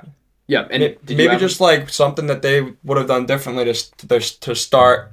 Because is it business based or is it? This is I have business owners or like entrepreneurs, at least people who are like the only person I've had that isn't a business owner or self-employed is a psych major. Like, and I'm big in psychology. So, but people just doing something with their lives and they have like a plan and they have value to bring. So yeah, that's completely applicable. Okay. Yep. Cool. Awesome, boys. Yeah. So no, I think what you guys are doing is great though. It's those, I don't know if you follow Cody Sanchez. No, but she's somebody on Instagram. You guys probably benefit from following her. She talks about like boring businesses, and I'm not saying your business is necessarily boring. It is, though. But it's not like it's not an ultra complex business. Yeah, dude, and people have these ideas like you need some fancy business, no, it's one of those boring businesses that's a cash cow. Yeah. Your margins are high, and at the end of the day, you get to do what you love with the people you love, with the schedule you love, around the things that you love, and like that's. At least what I've gotten from this, and like you guys have sort of opened my eyes a little bit too. Like, the grind is great, the grind is awesome, and it's necessary. And in some industries, it's more necessary than others. But adding that element of fun and that's what I think allows you guys to not be stuck up and like carry out your mission the way that you do. Dude, like, this is the problem. People sit and they think, oh my God, what's going to make me $1 million? I need this electronic device. I need to glue this to this. I need to make this for my phone. I need to make this new console. Dude, how about your car detail? Yeah. And just grind. Right. You know what I mean? It's absolutely insane. It's not rocket science. We always say that. It's not rocket science. You know? And like, dude, Jason Derulo, right? I was watching an interview with him. He owns 7 businesses. Guess what business makes him the most money? I don't know we got boring business. I know that. Yeah. I think I've heard this before. Yeah. Does he own storage units? Car wash. Car wash. Dude. Okay, yeah. It made $1 billion for him in like 5 years. Dude, crazy. A car wash. Oh. He's like, he says, it's just a basic wash. It's just a basic wash. People come in, they pay, they're out. He's like, it may have not even cleaned your car. You know what I mean? That's unreal. Like, unreal. Yeah. Well, and it's stuff like that. It's like the three biggest things like for the boring businesses are high margins, solving a very simple day-to-day evergreen issue, and real systems like right, the car washes, the storage units, the laundromats. You don't. It's not. I mean, I know it's right now you guys, but like you also have the ability to put systems in place, aka employees. Yep. Right. Like and sort of manage and back off. And we've talked about opening up a big car wash called Mistah Clean Car Wash. Well, and that would if you incorporate. Exactly. That's the thing. We're like, all right, so what if we open it up and we have bays and we have employees and they're detailing now and then they go outside and then they get a vat. It's crazy. I know some people who have like car wash and shit like that for sale. So hit me up if you or we just have a car wash and then the detailing. Dude, the car wash, it's automated, right? It is. Essentially. Yeah, it's completely. I mean, you look at like the Clems, Scrub It Up. Dude, there's the one at the New Tuscan. Crazy. All of those. There's one. Now the self washes that nobody needs to be there. Yeah. No, like the one over on 28. The Clems one. Yeah. No one's ever there. No. Yeah. My buddy with the S5. Well, I remember we went through the car wash at 1 a.m. Yeah. Like he got his car washed at 1 a.m. Oh. Tell him he must not really care about that S5 if he's going through the car wash. What's the thing you say about this is what we say. Like, so this is hilarious. People are like, hey, well, my neighbor said it. He's like, hey, I want my interior cleaned. How long? I have stains. 2 to 3 hours. He goes, what do you mean 2 to 3 hours? I go, 2 to 3 hours. Like, we're going to make it look brand new again. He's like, that's a long time. I go, all right, do you want a car wash or a detail? Like, if you want a car wash, then you go to the car wash and then you try to hand scrub it out. Right. It's like fast food or home cooked food. Right. You know what I mean? Right, yeah. Like, exactly. Yeah, you don't want fat shit, you want to be healthy. Exactly. Yeah. So that's the thing. That's when we know what customer to target is A, do they scoff at like the price, and B, are they like, why are you here all day? Because we want to detail your car. Do you want us to rush out of here? Right. Like, dude, the Attleboro customer is amazing. Or she felt bad. She's like, oh my God, you've been here 10 hours. It's like, no, we literally left and we're like, dude, we're going to be out for the whole day. We knew it was going to happen. Yeah. Yeah, and even at that, I just broke down your hourly. That's still great. Yeah. It is. 10 hours what you made hourly. That's awesome, man. Yeah, I know. That's great. Yeah. So and then one last thing. What's through your experience starting this thing and learning a completely different industry and how to deal with customers and balance sheets and accounting and all the rest of it, what's a piece of advice that you have for somebody who's not necessarily looking to get into car detailing, but they're just looking to get into their first business, something that they can just make a dime on their own without a paycheck? Dude, use the people around you. Yeah. Like, or as basic as it sounds, you can do it. Yeah. You can literally do it. Yeah. It's a lot of work, but anyone can do what we're doing. And there's so many opportunities, too. Dude, exactly. Like, use the people around you. This has been the first time in my life, like, he knows, dude, I'm always, like, I may be the annoying friend, I'm always texting, but I'm there for my friends 100%. Mm-hmm. Like, I'm not going to lie, I've probably done more for my friends than they have done for me, but this has been the first business in my life or something I've opened up where, dude, first day we opened it up, I hit up this kid for the logo, done in a week. Second week, we have a business consultant I grew up with, right? Soccer player growing up with him, gets us our LLC. Third week, Chris St. Ange gets us our business credit card and debit card. Fourth week, or we're pretty much about to start Like, working, man. Dude, we like our friend for the insurance. It's just Yeah. insane. Like, No. dude, use the people you know. Like, dude, anyone's willing to help you. You know what I mean? Like, it's crazy. And for us specifically, going back to people that we know, our first couple details were our best friends. They were letting us like detail their car and like learn about the business. They want to learn about us, and it was just like that's why we thank all of our people that have supported us more than that we can like thank them. Honestly, it's ridiculous. Dude, YouTube too. Holy shit. Yeah, look up Dude, videos. we look up detailing videos, and we have like a couple guys we watch. They're incredible, and they'll be like, we've been like, I mean, I did all the research for like the items we bought, and it was like, should we order this pressure washer or this one, and what are the attachments we want, right? Yeah. So we picked one pressure washer, and then it comes with generic, like it's called the rifle pressure washer, but no, he was like, upgrade to the pistol, dude, game changer, right? Yeah. Dude, the other day, my brother, right, he wants to learn how to play guitar.